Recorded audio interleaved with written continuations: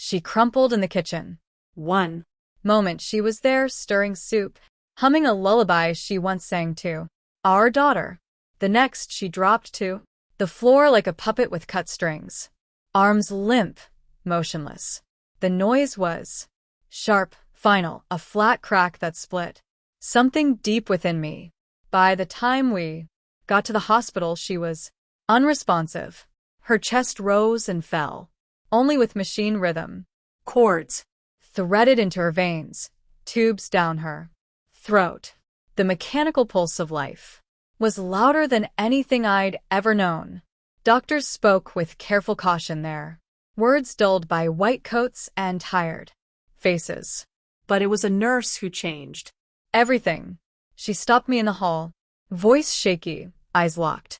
"Please," she whispered, "bring your daughter now." I didn't fully grasp it, but I didn't question. I found Emma in the lounge, her tiny fists curled tight. I took her hand. It felt ice cold, like she'd left all her warmth behind. In that kitchen with her mother's fall, we stepped into the ICU, and what we saw didn't just take my breath, it erased it. There she lay, my wife, pale, delicate, caught in a web of wires. But she wasn't alone. A man sat beside her, holding her hand, whispering her name like a broken prayer. He looked up when we walked in, and my stomach clenched. I recognized him, her colleague, the one she'd just grabbed lunch with, sometimes the same guy I'd shared a beer with at her office party. Shook hands with him, now holding her like she belonged to him. He glanced at Emma and stood. "You're her daughter," he said gently. "No," I replied. "She's mine." They say betrayal creeps in slowly, a quiet decay that eats at you bit by bit. But for me, it detonated. Fast. Brutal. The next hour blurred into static. Nurses asking things I didn't register. Emma tugging my sleeve, asking if her mom would be okay. I kept my voice level, face composed. But inside, a cold, vast emptiness cracked open. We'd been married 15 years. 15 years of shared routines, coffee mornings, evening rituals. I was the dreamer, the planner, the rock. She was the anchor, caring, methodical, full of brightness. Or so I believed. I recalled our late-night chats, our baby dozing between us, soft promises exchanged in the dark. Once, she cupped my face and said, "I will never lie to you." And I believed it. God help me, I did. The red flags had waved. Avoided glances, too many late dinners, laughter that vanished when I walked in. Then last month, Emma found a note in her lunchbox. A love note, tender, personal, not meant for her. She giggled, thought it was silly. I knew better. I didn't confront my wife then. Not yet.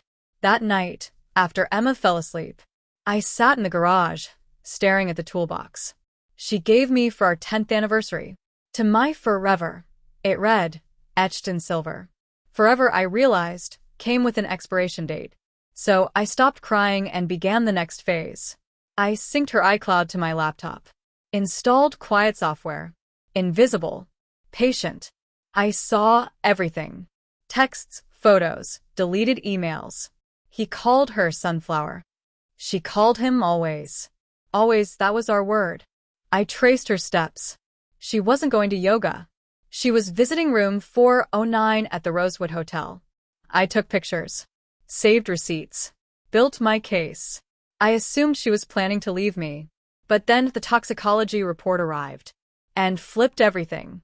She hadn't collapsed from anxiety. She was being poisoned, not by me. I dug deeper. Her sunflower had a dark history. An ex-wife with a restraining order. 2 ex-girlfriends. Dead from accidental overdoses. A pattern hiding in plain view.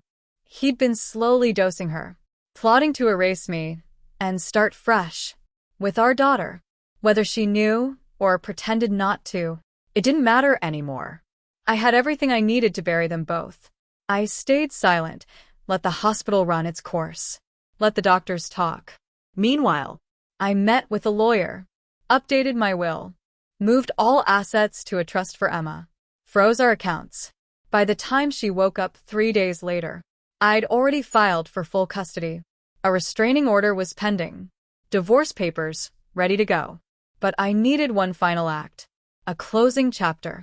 Clear, public, undeniable. So I invited them to dinner. Told her I needed closure. We met at her favorite Italian spot, where we used to mark anniversaries. Soft lighting, white cloths, familiar tunes. She looked drained. He looked smug. I slid a folder across the table. Before we order, I said calm. You should see this. Inside, hotel photos, message screenshots, GPS data, toxicology findings, and my custody petition. He froze. She turned paper white. You tried to replace me, I told her softly. Then to him. And you tried to erase her. I know what you did, I added. The hospital knows. By morning, so will the police. He stuttered, deflected, panicked. She turned on him like fire. Fury, disbelief, betrayal wrapped in betrayal. When the bill came, he had vanished. She sobbed into her napkin. The divorce was fast. I kept the house, the finances, sole custody of Emma. She got monitored visits and legal fees. He disappeared, like cowards do. When caught in the daylight, she sends letters now, pleading, explaining.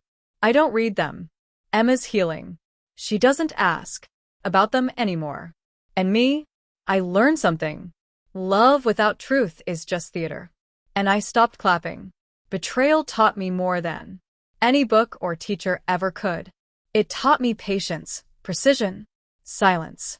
I don't regret my actions. I regret trusting without proof.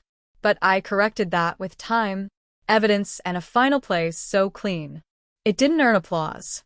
Only checkmate.